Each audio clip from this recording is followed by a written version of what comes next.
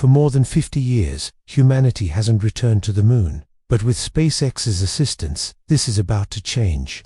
So why is it so hard for humans to return to the moon, even for an experienced company like SpaceX? Let's find out in today's episode. On December 11, 1972, the Apollo 17 mission left Earth and became the final mission to visit the moon. It's been over 50 years since then, and we have set foot on the lunar surface again. Even though our technology has advanced significantly in that time, returning to the moon is still a difficult undertaking. In fact, even for a seasoned organization like SpaceX, going back to the moon isn't easy either. As Elon Musk himself said, going to the moon is not easy, especially when you consider the capability that it takes to launch a rocket. The world's most powerful rocket at the moment is SpaceX's Falcon Heavy, which can carry over 64 tons into low Earth orbit. However, if you want to reach the moon, you need much more power. The biggest rocket currently in operation, NASA's Space Launch System, or SLS, produces 8.8 million pounds of thrust and is capable of delivering over 95 tons to low Earth orbit. That's more than double the power of the Falcon Heavy. The SLS will be used to launch the first Artemis mission to the moon. However, this is only the beginning of an extremely lengthy journey. In order to put the first woman and the next man on the moon, NASA plans to perform 3 launches in total. During the first launch, the SLS rocket will lift off from Launch Complex 39B at the Kennedy Space Center in Florida, carrying with it the Orion spacecraft and the Space Launch System. The Orion spacecraft will use its onboard propulsion systems to separate from the SLS and then proceed to circle the moon in space, while the SLS will re-enter the atmosphere and splash down in the Pacific Ocean. Orion will then fire its engines to slow down and begin its descent into orbit around the moon. Once it gets there, it will stay in orbit for several days until the second launch, which will take place approximately 4 days later. The second launch will be an uncrewed test flight of the Starship Human Landing System, or HLS, which will consist of 2 parts: the upper stage Super Heavy booster and the lower stage Starship spacecraft. Both of these vehicles are manufactured by SpaceX. The second launch will take place from Starbase in Boca Chica, Texas. When the HLS ship reaches orbit, it will perform a series of maneuvers to position itself above the moon and match its orbital speed. After that, it will disconnect from the upper level and begin descending toward the lunar surface. Meanwhile, the upper level will remain in orbit until the third launch. The third launch will take 4 days after the second one and will use the HLS ship as a crew taxi. 4 astronauts will board the HLS ship in orbit and continue on to the moon. After arriving at the moon, 2 astronauts will leave the HLS and walk on the surface, while the other 2 stay in lunar orbit in the HLS. The astronauts who go down to the surface will engage in a variety of activities, such as walking on the moon, collecting samples, and conducting research. At some point, they will have to leave the lunar surface and return to lunar orbit, where the other 2 astronauts will be waiting for them in the HLS. After spending several days in lunar orbit, the crew of 4 will board the Orion spacecraft and return to Earth. That was a quick summary of the 3 launches that will take place during the Artemis 1 mission, the first step in NASA's plan to return humans to the moon. But what makes going to the moon so hard? Why has it taken us so long to figure out how to get there again? And why do we have to go through all that trouble to collect samples from the moon anyway? The first human landing on the moon took place on July 20, 1969, as part of NASA's Apollo 11 mission. The mission's 3 astronauts, Neil Armstrong, Buzz Aldrin, and Michael Collins, left Earth aboard the Saturn V rocket. Saturn V was the most powerful rocket ever made, up until the Space Launch System came along.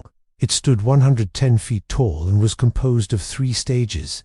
The first stage was powered by 30 rocket engines that produced 35 tons of thrust. The second stage had 6 rocket engines that generated 13 tons of thrust, and the third stage had a hydrogen fuel engine that produced 1 ton of thrust. Together, the 3 stages could lift 45 tons into orbit. The Saturn V rocket was the key to the success of the Apollo 11 mission. It was able to lift the Apollo Command and Service Module, as well as the Lunar Module, which landed on the moon, into lunar orbit. Without the Saturn V rocket, it would have been impossible for humans to set foot on the moon for the first time. The Saturn V rocket was retired after the Apollo 17 mission in 1972. Since then, no rocket has ever been able to match its power. The reason why it's so difficult to return to the moon, even with modern technology, is because it takes a lot of energy to get there. The distance between the Earth and the moon is about 384,400 kilometers. It takes a powerful rocket like the Saturn V or the SLS to get there. But that's not the only challenge. Landing on the moon and taking off again is also very difficult. The gravity on the moon is much weaker than on Earth, which means that a rocket would need much less fuel to lift off from the moon than it does from Earth. However, landing on the moon is still a challenging task because the surface is covered with craters and rocks that could damage a rocket. Despite these challenges, SpaceX has managed to land rockets on Mars, which is much farther away than the moon. So why can't they just land a rocket on the moon and be done with it? Well, there are a couple of reasons for that. First of all, landing a rocket on the moon requires a lot of precision. The rocket has to hit the surface at just the right angle and speed, or else it could bounce off and go into deep space. Secondly, the astronauts need a way to get back into space once they land on the moon. A rocket that lands on the moon can't just take off again and bring the astronauts back to Earth. They need a spacecraft that's capable of doing that, and that's why SpaceX is developing the Starship Human Landing System.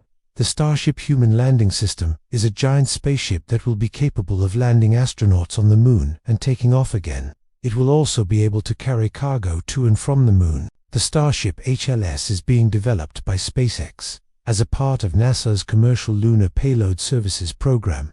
The goal of this program is to have private companies develop technologies that can deliver cargo to the moon for NASA. SpaceX won a contract to deliver a payload to the moon in 2020. And in 2022 they were awarded another contract to deliver a human landing system to the moon.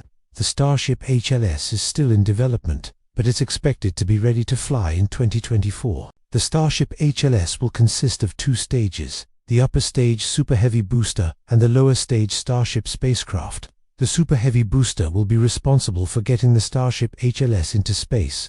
It will then separate from the Starship and return to Earth, where it will be refurbished and reused. The Starship spacecraft will then continue on to the moon, where it will land and pick up astronauts from the surface. It will then return to Earth with the astronauts on board. The reason why we're resending humans back to the moon is because we want to learn more about it. We know that the moon is made of rock and dust that was thrown out of Earth billions of years ago, but we don't know much else about it. We hope that by studying the moon, we will learn more about the history of the Earth and the solar system. We will also be able to test new technologies in space and learn how to survive on other planets. These are just a few of the reasons why we're sending people back to the moon. There are many more, but at the end of the day, it boils down to one word: exploration. Humans are explorers at heart. We have always been curious about what lies beyond the horizon, and the moon is the next frontier. Thank you for watching.